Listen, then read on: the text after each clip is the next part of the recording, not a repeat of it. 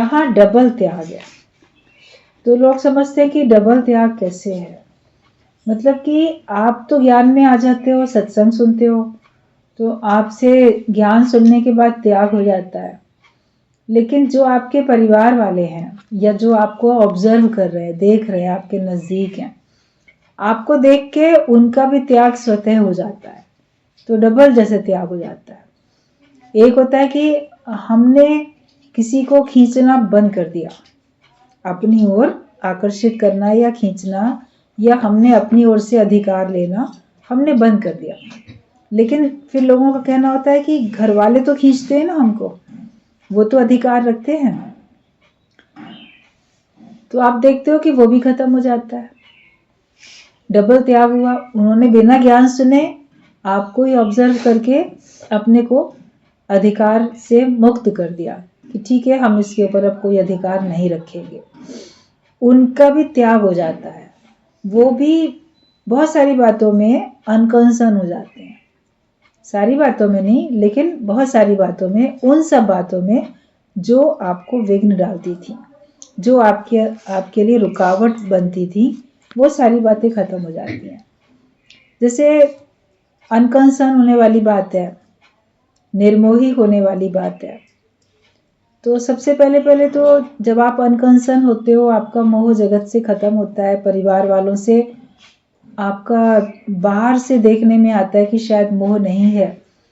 अपने को आप संयमित करने के लिए, विरक्त भावना में लाने के लिए, आप थोड़ा अपने को एकाग्र करने के लिए समेट लेते हो मनोवृत्तियों को, तो लोगों को लगता है कि इनका हमारे प्रति अब मोह नहीं रहा, क्योंकि आपको लगता है कि ऐसे तो मेरा मन बंधेगा, तो मैं इस समय अपने को छुड़ाऊं।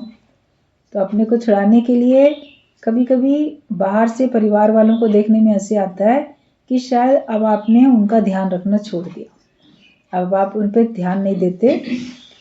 तो वो कभी क्रोध भी करते हैं या कभी दुखी भी होते हैं और निराश भी हो जाते हैं कभी। तो उस समय पे उनके क्रोध को देख के या उनके दुख को देख के या उनके निराशा वाले भाव को देख के आपके अंदर ज्ञान अगर पक्का नहीं तो फिर मोह उमड़ जाता है। बेचारे मेरे कारण से दुखी हो रहे हैं, मेरे कारण से परेशान है, मेरे कारण से ही कलेश मचा रहे, मेरे कारण से ही क्रोध कर रहे।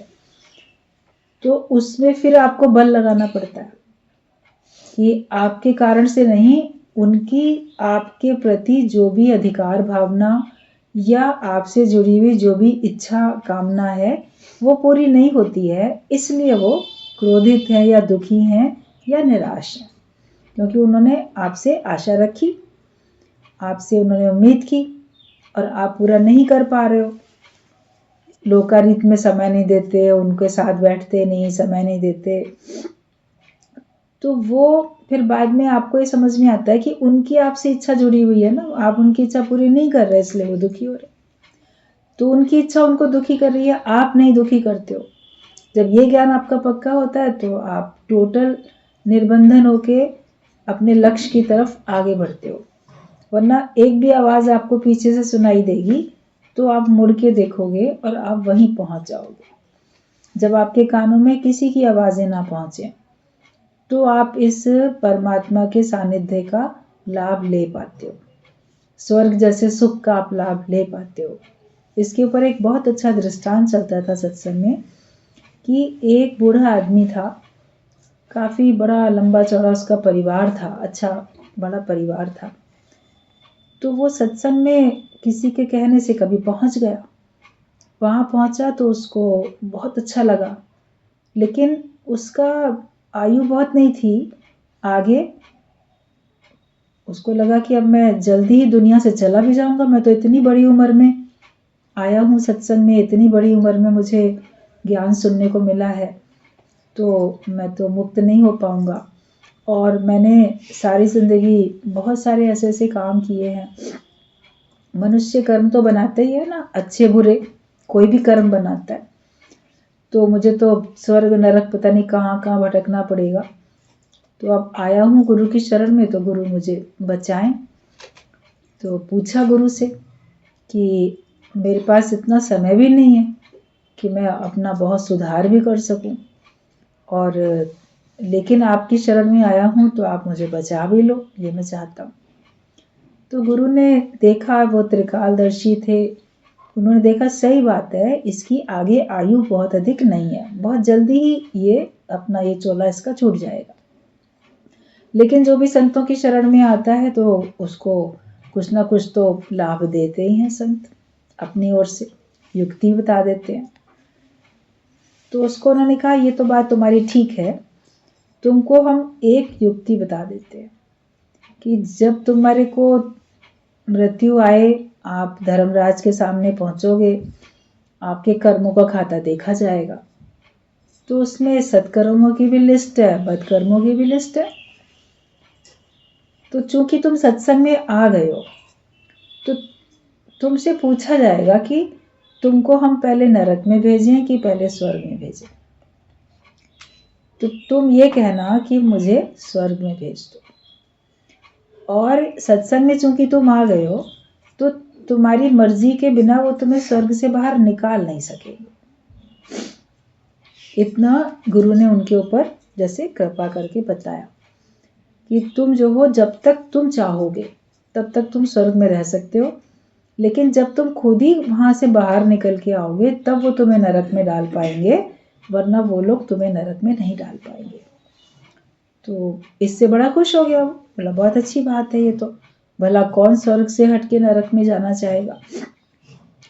तो उसने गुरु का बड़ा धन्यवाद किया कि उसने मुझे युक्ति बता दी नरक से छूटने की, वरना तो सारी जिंदगी ऐसे बदकर्म भी किए थे कि हम नरक में जाते। बोला ठीक बात है, मैं स्वर्ग से निकलूंगा ही नहीं, कुछ भी कारण बन जाए निकलना नहीं।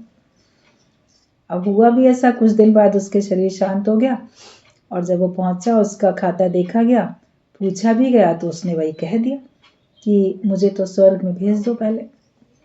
अब स्वर्ग में भेज दिया, और जो कि उसका था कि ये अपनी मर्जी से ही बाहर जब आना चाहेगा तब आएगा, इसको हम जबरदस्ती वहां से नहीं निकाल सकेंगे। तो अब उसका स्वर्ग का समय जब पूरा हुआ कि इतने समय तक तुमको स्वर्ग में रहना है, तो वो कहें आके कि चलो अब तुमको नरक में जाना है। बोला नहीं, मैं तो नहीं जाऊंगा, मैं यहीं रहूंगा।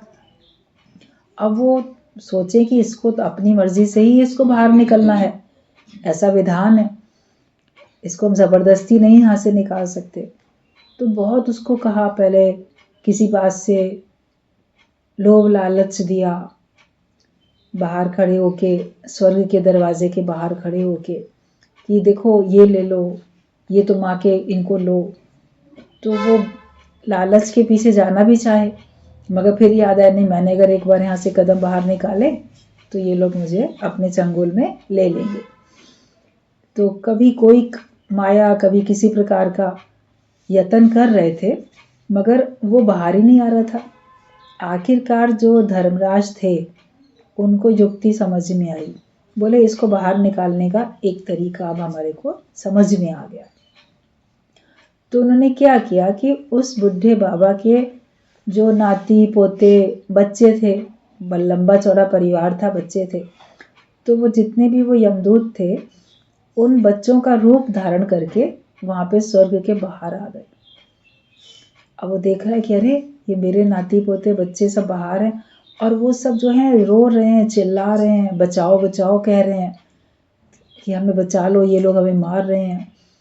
धर्मराज के जो बाकी थे यमदूत, तो वो ऐसी एक्टिंग कर रहे थे कि हम उन बच्चों को मार पीट रहे हैं, डरा धमका रहे हैं, उनको जबरदस्ती कहीं ले जा रहे हैं।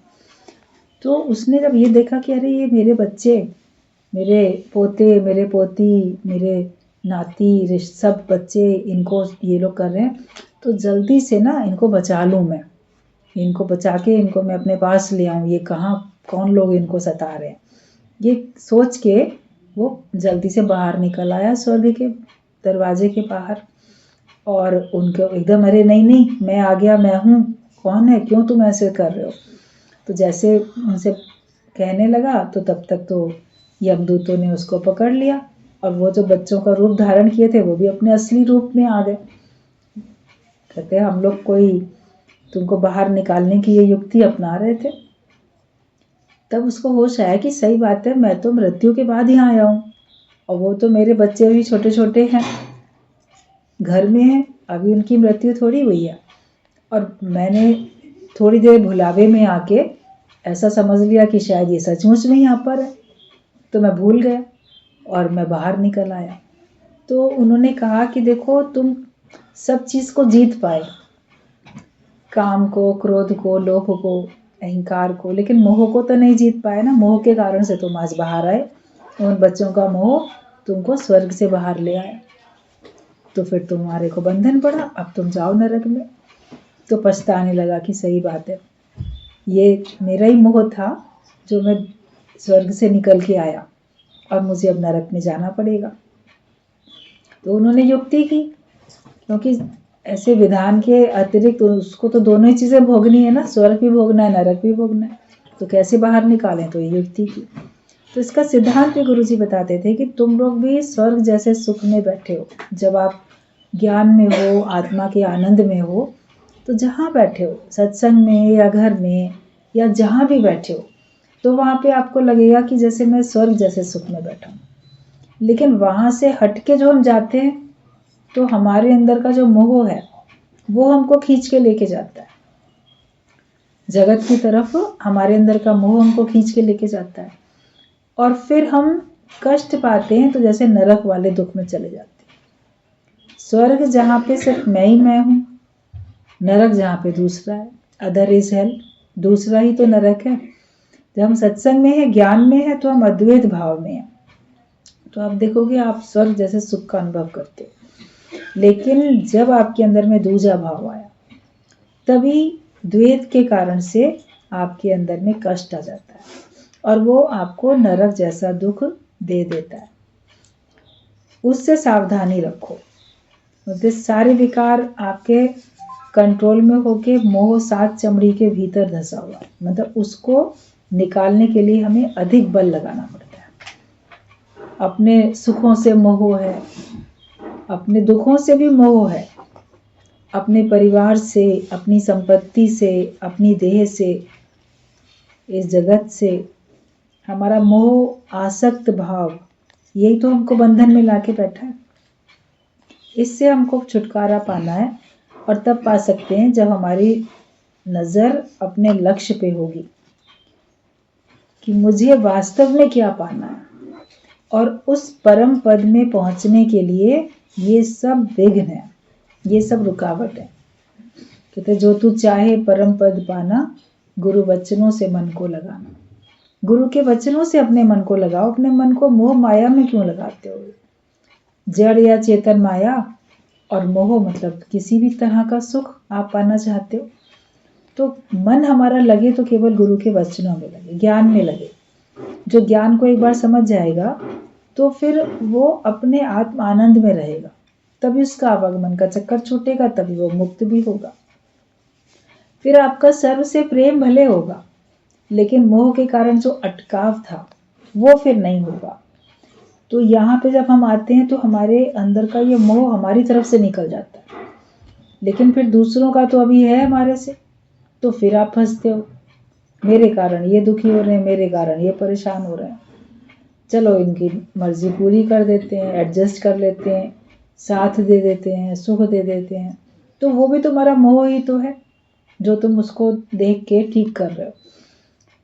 उसमें तुम्हारा ध्यान नहीं जाए, कोई जिए या जो जैसे चाहे जीवन जिए अपना, लेकिन हमें अपने लक्ष्य पे नजर रखनी है, वरना फिर आप जो रुकावट में अपने आओगे। अपने ही बनाई हुई रुकावट आपको रोक लेगी। अपना ही बनाया हुआ जो दायरा है मोह का, वो आपको बंधन में ले आएगा। तो हमें आते हैं सत्संग में और ज्ञान के हिसाब से चलते हैं, तो आप देखते हो फिर डबल त्याग हो जाता है आपका। तो परिवार से, चाहे वो जड़ माया हो, चेतन माया हो, आपका मोह निकल जाता है। लेकिन फिर देखोगे उनका भी मोह आपसे निकल गया। तो कभी उन लोग का मोह निकलता है तो आपको तकलीफ होती है, वो भी तुम्हारे मोह के कारण होती है। मगर वो तकलीफ भी फिर ना होए आपको, तब समझो कि आप निर्मोही राजा बने हो। तो ये डबल त्याग है। तुमने ज्ञान सुन के अपने को, मन को मोड़ा, और उन्होंने तुम्हारे व्यवहार को, तुमको ज्ञानी जैसा देख के उन्होंने अपने मन को हटा लिया कि ये अब भगवान का है, ये हमारा नहीं है। तो वो भी मोह तुम्हारे से हटा लेते हैं। गुरुजी कई बार ये बात बोलते थे कि जब वो लोग तुम्हारे से मोह हटा लेते हैं तब तुमको ज़्यादा तकलीफ होती है।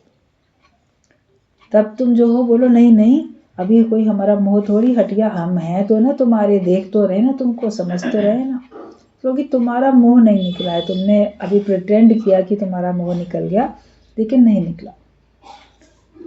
तुम और ज्ञान पक्का करो।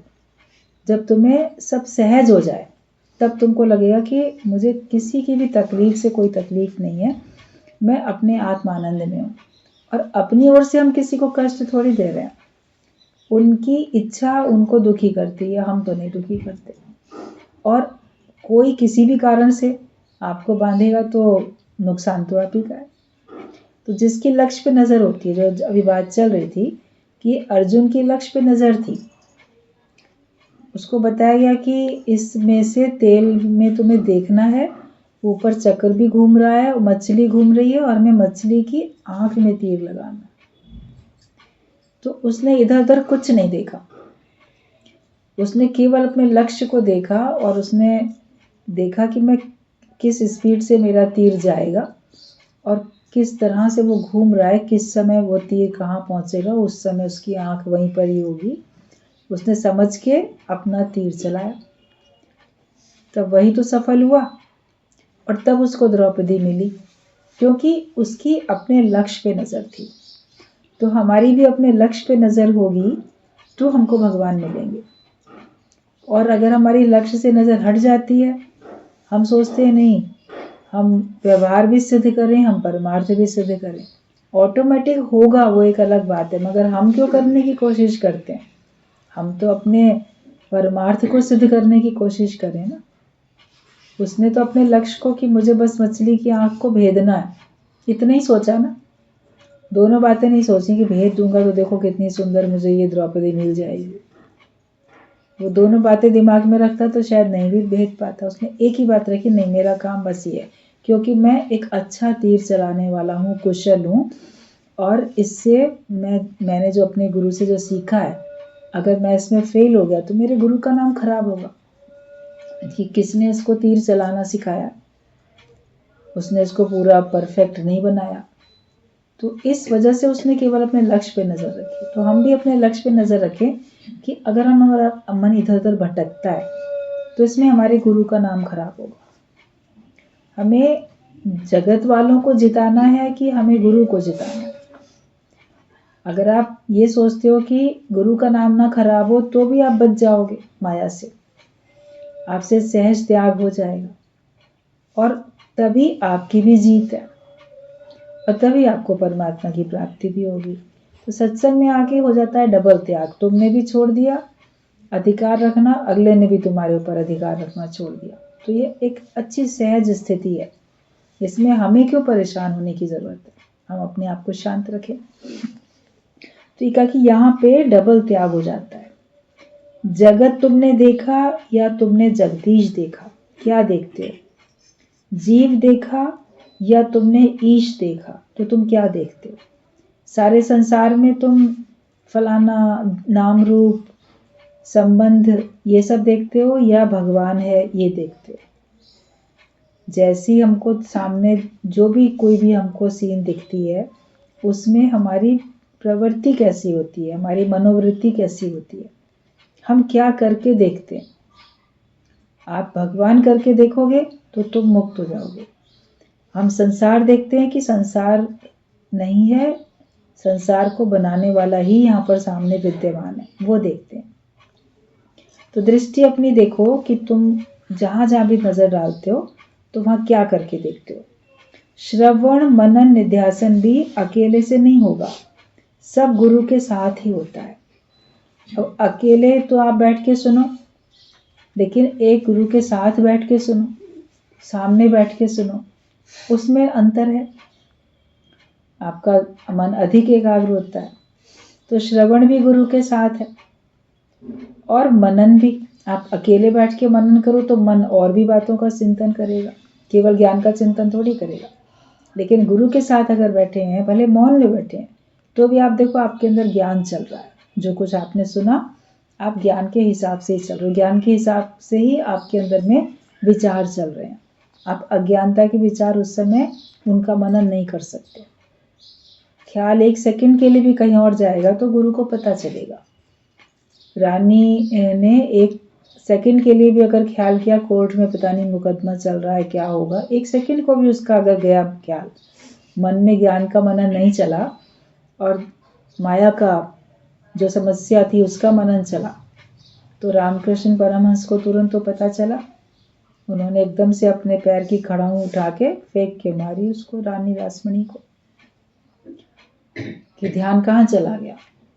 तो उसने माफ़ी मांगी कि सही बात है, सत्संग में बैठी हूँ, गुरु के सामने बैठी हूँ, अब मैं ध्यान कुछ और कर रही हूँ। तो हमारा असली मनन भी गुरु के साथ होता है और निध्यासन भी गुरु के संग में होता है कि हमारी स्थिति भी उसके समय बनती है। और जगह आप सोचोगे कि मेरी स्थिति बन गई, बहुत अच्छी स्थिति है, लेकिन आपको उस समय ये पता नहीं है कि वो आपकी स्थिति वास्तविक है कि केवल काल्पनिक है, कैसी स्थिति है। जब हम संग में होते हैं तो हमारी अंदर की स्थिति का भी पता चलता है। जब आप गुरु का संग करते हो तो आपके अंदर की स्थिति बाहर प्रकट हो जाती है। जो अंदर है वैसा ही आपका कर्म और वैसे ही आपका भाव, वैसे ही आपकी भाषा वो हो जाती है। तो हमारी स्थिति भी तो उसके सामने ही बनती है, साथ में रह के बनती है। कहा जाता है कि गुरु के सामने तुम अगर एक गलती करते हो तो गुरु के पीठ पीछे तुमसे 100 गलतियां होती हैं। तो हमारी स्थिति भी तो उसके सामने बनेगी ना। तभी बताया कि मनन भी करो, चाहे श्रवण मनन निध्यासन भी अकेले से नहीं होगा। हम बोलोगे सब अकेले कर लेंगे, कैसेट में सुन लेंगे और हम अपनी स्थिति बना लेंगे। इकट्ठा कर लिया हमने ज्ञान, किताबें ले ली, वाणी हमने ले ली, तो तुम अकेले से अपनी वो स्थिति नहीं बना सकोगे, क्योंकि चारों तरफ इतने विघ्न बाधाओं के कारण माया इतने रूप में तुम्हारे सामने है, वो तुमको गिरावट में लेके जाती है। सूर्य के सामने अंधेरा आएगा नहीं, वैसे तो अंधेरे में तुम हो ही। तो गुरु को आमने सामने रखोगे तो आपके अंदर अज्ञान का अंधेरा नहीं आएगा, वरना तो अज्ञान के अंधेरे में बैठे ही, कभी उजाला कभी अंधेरा, ऐसा महसूस करते रहते हो। तो सब गुरु के साथ ही होता है। गुरु का ज्ञान सुना और सुन के माना तो मनन हो गया और फिर निध्यासन आपे ही हो जाएगा। एक भाव वाले में भी विश्वास है। हवाई जहाज में पायलट के ऊपर भरोसा रखा है कि वो अपने आप पार लगा देगा, तो ऐसे गुरु पर भी भरोसा रखो कि पार लगा देगा। अपने में भरोसा रखो कि मैं पार हो जाऊंगा। हम नाव में बैठ जाते हैं तो हमको विश्वास होता है कि ये पार लगाएगा। हवाई जहाज में बैठते हैं, हाँ वो हमको ले जाएगा। ट्रेन में बैठे, बस में बैठे, जहाँ भी आप जाते हो, किसी भी साधन से कोई और ड्राइवर है वो चला रहा है, तो उस समय निश्चिंत बैठते हो ना कि हाँ वो हमको पहुंचा देगा। हर पल डरते थोड़ी रहते हो कहीं ये टकरा ना दे, कहीं ये हमको डुबो ना दे, गिरा ना दे, ऐसे नहीं सोचते, निश्चिंत रहते हैं, विश्वास है उसके ऊपर।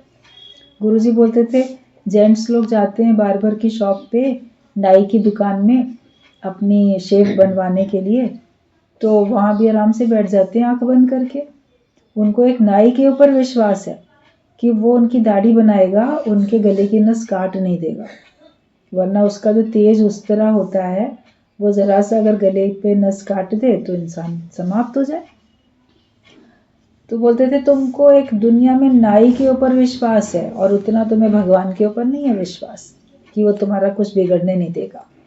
रोज सुनते हो कुछ ना बिगड़ेगा तेरा सदगुरु शरण आने के बाद, और उसके बावजूद भी विश्वास हटा देते हो। पता नहीं पूरे बनेंगे कि नहीं बनेंगे, सब कुछ हमें सुख मिलेगा कि नहीं मिलेगा। तो पूर्ण विश्वास रखो। जैसे संसार में लोगों के ऊपर विश्वास रख के ही चल रहे थे, तो ऐसे ही अपने स्वयं पे, निराकार परमात्मा पे और ज्ञान पे और साकार गुरु पे ऐसे विश्वास करके चलो। तो भरोसा रखो तो अपने आप ही तुम पार लगोगे। बी स्थिर होना ही पुरुषार्थ है। असली पुरुषार्थ क्या है? स्थिर हो जाना ही पुरुषार्थ है। सोचने से कुछ नहीं होगा, पर इच्छा वासना के कारण तुम्हारी सोच चलती रहती है। पर जवाब है बी स्टिल। तुम्हारे अंदर ख्याल चलते रहते हैं, थॉटलेस नहीं होते हो। और वो क्यों ख्याल चलते हैं? कोई ना कोई इच्छा कामना है, उसी को पूरा करने के लिए ख्याल चलते हैं। उत्तर केवल एक ही है कि स्थिर हो जाओ, मन को स्थिर करो। कुछ ना चाहो तो तुम्हारा मन सोचना बंद कर देगा। जब मन कुछ चाहता है तब कुछ सोचता है, जब कुछ चाहता ही नहीं है तो कुछ सोचता ही नहीं है। तो अपने को इच्छा रहित बनाते जाओ। मुश्किल नहीं है, लेकिन इसमें आपको प्रयास तो करना ही पड़ेगा, बल तो लगाना पड़ेगा, अभ्यास भी करना पड़ेगा। तो केवल एक ही जवाब है कि बी स्टिल। तुम अपने आप को स्थिर करो और ईश्वर अर्पण कर दो, तो सब अपने आप ही कार्य चलेगा। है ही ब्रह्म, ऐसा जानने से इच्छा वासना शांत होती है। जब हम आप सब जगह ब्रह्म भाव रखते हो तब हमारी इच्छा और वासना शांत हो जाती है। तू जीव है तो राग द्वेष में जाएगा मन, पर आत्मा जानने से ही प्रेम के बाजार में तुम आ जाओगे। अगर तुम अपने को जीव मानते हो तो किसी से राग, किसी से द्वेष में मन जाएगा। हो नहीं सकता कि आपके मन में राग और द्वेष ना हो अगर तुम अपने को जीव मान रहे हो तो। होता ही है, जो अपने को संसार में बैठा है देह मान के, देह ध्यास में है, कोई उसके लिए अच्छे हैं, कोई उसके लिए बुरे हैं। लेकिन जब ब्रह्म जान लेता है तभी इस राग द्वेष से उसका छुटकारा होता है। तो वैसे आप कितना भी करो, और आत्मा जानने से ही तुम प्रेम के बाजार में आ जाओगे। मतलब जहाँ प्रेम ही प्रेम है। जैसे सब्जी मार्केट में सब्जी मिलती है, कपड़े के बाजार में कपड़े ही कपड़ा है, जहाँ पे सर्राफा है सोने का, तो वहाँ वही दुकानें हैं। तो ऐसे गुरु के पास आते हैं, आत्मा में जब आते हैं तो प्रेम के बाजार में पहुंच गए, जहाँ सिर्फ प्रेम ही प्रेम है, उसके अतिरिक्त कुछ और है ही नहीं। और फिर अपने आप को स्टॉप कर दो, उस बाजार में पहुंच के अपने आप को वहीं स्थिर कर दो और कोई ख्याल नहीं करो। कितना भी सोच किया होगा, फिर भी सोच को छोड़ने से ही तो शांति आई होगी। कितना भी हमने सोचा होगा किसी समस्या के बारे में, बहुत सोच रहे हैं, सर थका जा रहा है विचार कर करके, लेकिन जब उसको सोचना छोड़ा होगा शांति तभी आई होगी। जब तक सोच विचार चलते रहते हैं तब तक आपके अंदर में शांति आती भी नहीं है। तो कितने भी आपने ख्याल किए, मगर ख्यालों को छोड़ने से ही शांति आती है। भगवान का ही आधार लो। अंधे की लकड़ी तू ही है और तू ही मेरे जीवन का उजियारा है। जैसे कोई आंखों से नहीं देख सकता तो छड़ी के सहारे चलता है, तो ऐसे अपने को बोलो कि बस भगवान मैं तुम्हारे ही सहारे चल रहा हूँ और तुम ही मेरी रोशनी हो, तुम ही मेरा उजियारा हो, उसी के सहारे मेरा जीवन चल रहा है। अपने आप को ऐसा बनाओ। जब ऐसा बनाते हैं तो क्या होता है, चिंता को चिंता लग जाती है कि अब इसको चिंतित कैसे करें। चिंताएं आती हैं तो तुम चिंतित होते ही नहीं हो, तो वो ही सोच विचार में चिंता में पड़ जाती है कि अब मैं इसको कैसे परेशान करूं।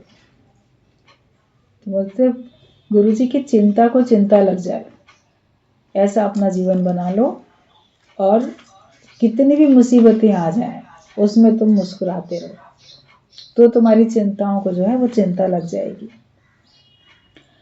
तुम्हें हजारों ख्याल आते हैं, पर उन ख्यालों को सौंपने से ही शक्ति आती है। हजारों तरह के ख्याल तुम्हारे जीवन में है, मगर जब वो सारे विचार भगवान को सौंप देते हो, भगवान तुमको सौंप दिए, अब तुम जैसा चाहो वैसा करो। सौंप देने के बाद तुम देखोगे तुम्हारे अंदर में शक्ति आई। और जब तक वो ख्याल सौंपते नहीं हो, उन हजारों कामों को अपने सर पे बोझ बना के चलते हो, तो अपने को कमजोर भी महसूस करते हो। मेरे से हो पाएगा कि नहीं, कब हो पाएगा। लेकिन सब सौंप दिया, आप सौंप दिया इस जीवन का सब भार तुम्हारे हाथों में। भगवान सारा भार मैंने तुम्हारे हाथों में ही सौंप दिया है। तो सौंपने से ही हमें शक्ति आती है। गुरु के प्रेम से ही मन मुड़ता है, अपने आप से नहीं मुड़ता, और ना ही किसी चतुराई चालाकी से मुड़ता है। प्रेम में रहने से आपका मन मुड़ता है, वरना किसी और कारण से, किसी और तरीके से आपका मन मुड़ता नहीं है। आप चतुराई चालाकी करो तो भी आपका मन नहीं मुड़ेगा। मन तो कभी ढीठ है, कभी कामी, कभी क्रोधी, कभी अहंकारी है, तो वो अपने आप कैसे मुड़ेगा? मन के अंदर तो यही इसी प्रकार के विचार है ना, तो वो अपने आप कैसे मुड़ेंगे? उनको तो मोड़ने वाला जब कोई सामने होगा तब आपके मन को मोड़ पाएगा, वरना आपका तो मन जैसे कोई ढीठ बच्चा होता है ना, तो वो कहना नहीं मानता है, फिर उससे बहुत ज़बरदस्ती करके उसको मनवानी पड़ती है बात, और फिर उसको कोई बहुत अत्यधिक प्रेम से अगर समझाता है तब वो मन को मोड़ लेता है, वरना ढीठ बच्चा ना मानेगा ही नहीं, ज़बरदस्ती भी करो तो भी नहीं मानेगा, क्योंकि वो इतना ढीठ हो गया है। फिर उसको बातें करके, उसकी प्रशंसा करके, उसको प्रेम करके, तब उससे बड़े लोग जो होते हैं ना, उससे बात मनवा लेते हैं उस ढीठ बच्चे से। तो मन भी ऐसे ही है, तो गुरु भी हमको अपने ज्ञान के वचन सुना के, प्रेम दे के हमारे ढीठ मन को काबू में ले आता है। तो अपने आप तो मुड़ेगा नहीं, उसको तो कोई मोड़ेगा तभी मुड़ेगा। और फिर गुरु का राज्य ही तुम्हारे ऊपर चलेगा। अभी तक मन का राज्य चलता था, अब फिर गुरु का राज्य चलेगा। जब आज्ञाकारी बनोगे तो फिर गुरु का राज्य ही चलेगा।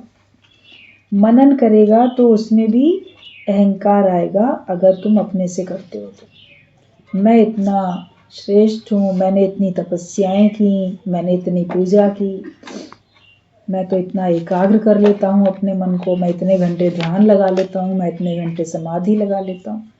ऐसे अकेले से करने भी लगोगे तो क्या होगा? मान लो कर भी पाए, आया तो अहंकार, और अहंकार तो गिरावट का कारण है। तो इसके लिए हमेशा आगे पहले भगवान को रखो, आगे पहले गुरु को रखो, तब फिर कोई कार्य करो। कि आप ऐसे अकेले से अपने आप से मनन करोगे तो उसमें भी तुमको फिर अहंकार आने लगेगा। निरअहंकारी बनो। अहंकार हमेशा देखो गिरने का कारण बनता है। जिस जिसने अहंकार किया उसके आखिर में गिरावट हुई। संग में रहते हैं, अपने से श्रेष्ठ भगवान को समझते हैं, अपने से श्रेष्ठ गुरु को समझते हैं, अपने से श्रेष्ठ औरों को भी समझो। जिनको हम बहुत कम समझ रहे हैं ना, उनके अंदर भी कोई हमसे अधिक खासियत है, उनके अंदर भी हमसे अधिक कोई गुण है। जब ऐसा समझोगे तब तुम्हारा अहंकार खत्म होगा। और तुमने क्या त्याग किया? तेरा कुछ है? कुछ है भी नहीं तो छोड़ा क्या? जो चीज़ छूटने वाली थी वही तो छूटी है। जो भी चीज़ छूटने वाली थी वही छूटी है। अज्ञान छूटना था, देह अध्यास छूटना था, तो वो तो वैसे भी छूटने वाला था, तो उसी को तो तुमने छोड़ा है। तुमने ऑटोमेटिकली सब छोड़ा, और सच को जाना तो झूठ छूट गया। अपने आप से तुम 1 इंच भी आगे नहीं बढ़ सकते। जब तक तुम्हारे पर गुरु की कृपा नहीं होती तुम आगे नहीं बढ़ सकते। जब तक तुम्हें सत्संग नहीं मिलेगा, विवेक नहीं खुलेगा, तब तक तुम अपने आप से आगे बढ़ नहीं सकते। तो कभी भी अहंकार नहीं करना, मैं तो ना अपनी मेहनत करके, खुद तपस्या करके, मेहनत करके मैं परमात्मा को पा लूँगा, या मैंने जो पाया अपने पुरुषार्थ से पाया। अगर ऐसा भी बोलते हो तो ये भी तुम्हारा अहंकार है कि अपने आप से तुम 1 इंच भी नहीं बढ़ सकते हो। सब कुछ भगवान पे सौंप दो। कबीरा मैं क्यों चिंता करूं, मम चिंते क्या होए, मेरी चिंता हरि करे, मुझे न चिंता करे। बच्चे की माँ बैठी है सोचने को तो तुम नहीं सोचोगे, तो तेरा भी गुरु बैठा है सोचने को तो तुम क्यों सोचते हो? कहीं देखते हो ना, कोई बच्चा है परेशान हो रहा है, उसकी माँ भी वहीं बैठी है, तो बोलते ना कि ठीक है इसकी माँ देखेगी ना, ये क्यों परेशान हो रहा है, इसकी क्या ज़रूरत है। और अगर उसकी माँ ना हो सामने तो बोलोगे क्यों रो रहा है, क्यों परेशान हो रहा है, पूछोगे, खिलौना दे दें, खाने को चाहिए, क्या चाहिए, मतलब तब पूछेंगे ना, तब चिंता करेंगे। लेकिन जब उसकी माँ वहीं बैठी है, देख रही है, तो फिर हम थोड़ी चिंता करेंगे। तो जब हमारा भगवान हमको देख रहा है तो हम क्यों चिंता करें? तो जब हमारा गुरु बैठा है हमारे लिए तो हमें चिंता करने की क्या ज़रूरत है? तुम कहोगे गुरु को तो इतने हैं, वो हमारे लिए कहाँ तक सोचेगा। पर गुरु जितना विशाल है उतना विशालता में सबकी रक्षा करता है। मन बोलेगा ना, गुरु के पास तो बहुत सत्संगी आते हैं ना, बहुत शिष्य हैं उनके, तो वो कहाँ तक सबकी सोचेंगे, वो कहाँ तक सबकी चिंता करेंगे। लेकिन तुम अगर केवल उनके बनो तो वो तुम्हारी करेंगे, लेकिन तुम उनके कहाँ बनते हो? तो मैं मेरे के बने रहते हो। जब तुमने सब भार सौंपा ही नहीं तो तुम्हारी चिंता कोई कैसे करेगा? वो जानता है ठीक है, इसके लिए ये भी करेगा, वो भी करेगा, सब करेंगे, इसने सब तरफ अपना ध्यान लगा के रखा है। लेकिन जो पूरा मन मनाभव होके भगवान का बन जाता है, मेरी चिंता हरि करे, एक भगवान पे सौंप देता है, तो भगवान उसकी चिंता करते हैं। वरना जिसको पता होता है अरे ये ना औरों का आधार लेके बैठा है, तो फिर पूरी दूसरी भी कोई भी व्यक्ति उसकी चिंता क्यों करेगा कि ठीक है ये हमारा पूरा नहीं बना, ये इसका है उसका है, तो शायद वो सोचेगा, शायद वो सोचेगा। तो फिर कभी ऐसा होता है उसके लिए कोई नहीं सोचता, तो वो लॉस में चला जाता है। लेकिन जिसने एक तू ही आधार बना लिया, तो उसकी तो चिंता भगवान करते ही हैं। लेकिन फिर भी गुरु के पास चाहे कितने लोग भी हों, वो सभी की रक्षा करता है। गुरु कितना विशाल है, जितना विशाल है उतनी विशालता में वो सबकी रक्षा करता है। तुम कहते हो सत्कर्म ज्ञान से छूट गए हैं, पर बदकर्म भी छूटे हैं ये नहीं, ये भी ध्यान रखना। एक भी सारे दिन में तुम्हारे से कोई भी बदकर्म होना नहीं चाहिए। कर्म सब बंधन में फंसाते हैं, सारे कर्म जो है वो तुमको बंधन में फंसाते हैं। तो गुरु तो सबको ही अपना मान के चलता है। हम ही और में अपना मन इतना व्यस्त कर लेते हैं कि हमको नहीं रहता। एक बार गुरु जी से किसी ने कहा यही बात कि आपके लिए तो बहुत लोग हैं, हमारे लिए तो केवल आप हैं। तब गुरु जी ने कहा नहीं, तुम गलत बोल रहे हो, तुम्हारे लिए बहुत लोग हैं, हमारे लिए केवल तुम हो। बोलते हम भक्तों के और भक्त हमारे, हम बोलते हैं कि हम अगर बैठे हैं तो हम सत्संगियों के लिए तो बैठे, और तुम अपने को अनेक क्यों समझते हो, तुम सब एक ही तो हो। तो हम कौन से मैं मेरे के लिए जी रहे हैं? हम तुम लोग के अलावा और किसका ध्यान रख रहे हैं? हम तुम लोग के अलावा और किसकी मदद कर रहे हैं? लेकिन तुम गुरु के अलावा अनेक लोगों की मदद करते हो, तुम गुरु के अलावा अनेक लोगों को अपना मान के बैठे हो, तुम गुरु के अलावा अनेक लोगों का सहारा लेते हो और सहारा दे के बैठे हो, तुम अपनी खुशियां अनेक लोगों से पूरी करते हो। तो गुरु तो अपनी खुशी स्वयं से और उसकी खुशी तुमको खुश करने में।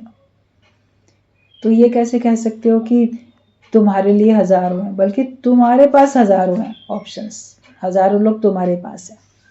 जब तुम भी ऐसे बन जाओ, तुम्हारे लिए केवल एक गुरु रह जाए और कोई ना रहे, तब तुम देखोगे कि तुम्हारा जो लक्ष्य था वो पूरा हुआ। तो हम कभी भी उस पर दोष नहीं लगाएं, और ये ध्यान रखें कि मेरे कोई भी कर्म जो है वो बनने नहीं चाहिए। कई बार सत्संग में जब लोग आते हैं ना, कहते हैं अच्छा अब सत्संग आने लगे ना, अब पूजा करनी छोड़ दी, अब मंदिर में जाना छोड़ दिया, अब दान देना छोड़ दिया, अब ये काम छोड़ दिया। मतलब जो पहले सत्कर्म की लिस्ट में जो कर्म आते थे, तो अब लगेगा कि नहीं ये तो द्वैत के कर्म है, इनको हमें छोड़ना है, तभी हम मुक्त होंगे। तो सत्कर्मों को तो छोड़ने की पहले जल्दी कर लेते हो। मगर ये बोला कि ये ध्यान देना कि तुमसे बदकर्म भी छूटे। मन में किसी के लिए द्वेष रखा, मन में किसी के लिए ईर्ष्या रखी, मन में किसी का बुरा चाहा, या वाणी से किसी को कष्ट दिया, या शरीर से भी किसी के साथ हिंसा की, नुकसान पहुंचाया, तो कोई ना कोई तो बदकर्म हो गया। या आपने अपने अंदर ही अहंकार किया, मन में धरे गुमान, वो भी अहंकार किया, तो वही तुम्हारे से बदकर्म ही तो हुआ ना। आपने अपने मन में भी कुछ, अपने अहंकार के कारण से भी अगर आपने अपने आप को कुछ सोचा कि मैं बड़ा श्रेष्ठ हूँ, श्रेष्ठता का अभिमान भी रखा, तो वो भी तो अभिमान है, तो वो भी तो बुरा ही हुआ ना। भगवान से तो तुमको नीचे गिरा देगा वो उस परम पद से। तो सारे दिन में तुम्हारे से एक भी बदकर्म नहीं होना चाहिए। जब तुम सारे बदकर्मों से छूट जाओगे, तब तुम्हारे से जो भी कर्म हो रहे हैं सब सत्य के लिए तो हो रहे हैं, सत्कर्म ही तो हैं, वो सब अच्छे ही तो कर्म है। निरअहंकारी बन के बैठो तो तुम्हारे से सारे कर्म अच्छे होंगे। ज्ञान के बाद जो आपसे कर्म होंगे वो आपको बंधन में लाने वाले नहीं होंगे। अज्ञानता में जो भी कर्म करते हो वो बंधन में लाते हैं, अच्छा करो या बुरा करो। तो निर्बंधन अपने को करना है, ज्ञानवान अपने को हमको बनाना है।